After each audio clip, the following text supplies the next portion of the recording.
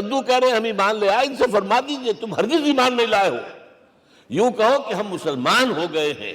وَلَمَّا يَدْخُلِ الْإِيمَانُ فِي قُلُوبِكُمْ، ابھی تک ایمان تمہارے دلوں میں داخل نہیں ہوا۔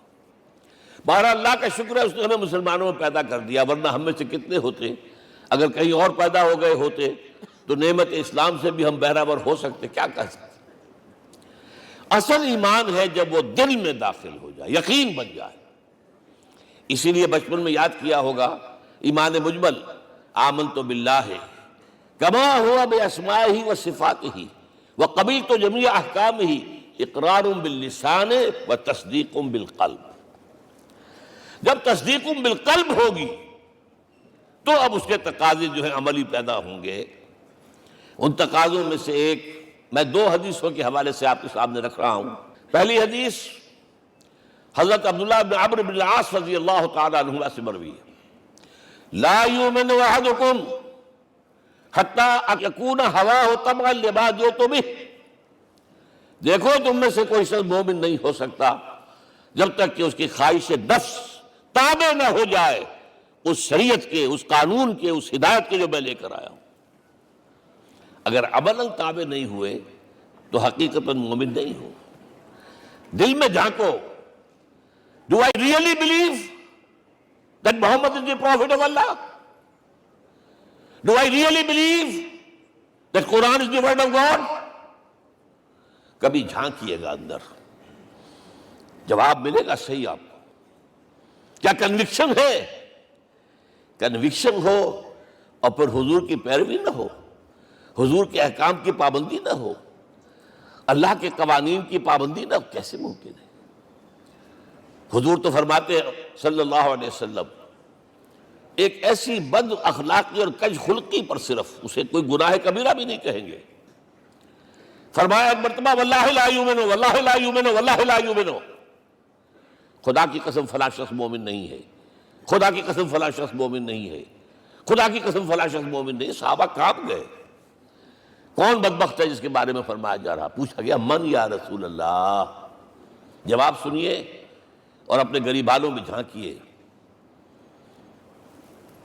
وہ شخص الذی لا یامن جارہ بوائقہ، وہ شخص جس کی شرارتوں کی وجہ سے اس کا پڑوسی چین میں نہیں ہے، امن میں نہیں ہے، وہ مومن نہیں ہے، خدا کی قسم نہیں ہے، خدا کی قسم نہیں ہے۔ کیسے علیحدہ کر لیں گے اس ایمان کو اعمال سے اور ایمان کو اخلاق سے؟ آگے چلیے، وہ جو حدیث حضرت ابو ہریرہ سے، اور یہ متفق علیہ ہے، صرف بخاری کی نہیں ہے، بخاری جمع مسلم۔ لا یؤمن احدکم حتی اکون احب الیہ من والدہ وولدہ والناس اجمعین۔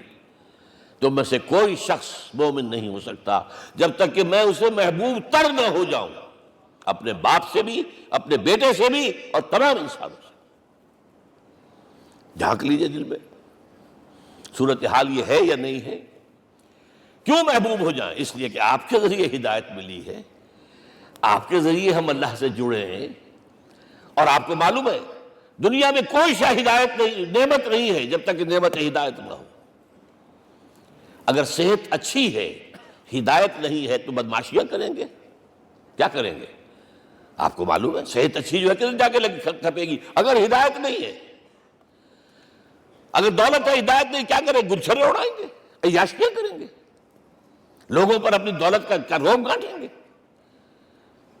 اولاد ہے، ہدایت نہیں ہے، یہ اولاد سہان روح بھی بن جائے گی کہیں آپ کے لیے۔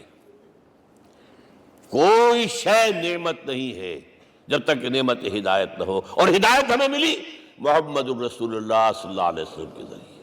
تو آپ سے بڑھ کر محبوب کون ہوگا؟ اس کے ضمن میں ایک بڑا پیارا واقعہ آتا ہے۔ حضرت عمر سے پوچھتے ہیں حضور ایک مرتبہ، عمر تمہیں مجھ سے کتنی محبت ہے؟ اندازہ کیجئے اس قدر اپنائیت کسی سے ہوتی ہے تب یہ سوال ہوتا ہے، عمر تمہیں مجھ سے کتنی محبت ہے؟ عرض کیا حضور مجھے آپ دنیا کے ہر انسان سے زیادہ محبوب ہیں۔ فرمایا اور اپنی جان سے؟ ذرا سا توقف کیا، دل میں جھانکا، ہاں حضور اب میں یہ بھی کہتا ہوں کہ میری جان سے بھی زیادہ عزیز ہے مجھے۔ آپ نے فرمایا الان عمر اب پہنچے ہو جو مقام ہے، اب درکار ہے، جو مطلوب ہے۔ تو محبت اس درجے کی، اطاعت اس درجے کی، اگر نہیں ہے تو ایمان نہیں ہے۔ ہاں قانونی ایمان ہے، اب مسلمان ہے، اللہ کا شکر ہے، بہت بڑا فضل ہے۔ اب اگلے بات پر آئیے، الضروح، ان کی توقیر، ان کی تعظیم کرے۔ یہ تعظیم کس درجے میں؟ اب وقت بہت کم ہے، میں صرف آپ کو سورہ حجرات سے مثال دے رہا ہوں۔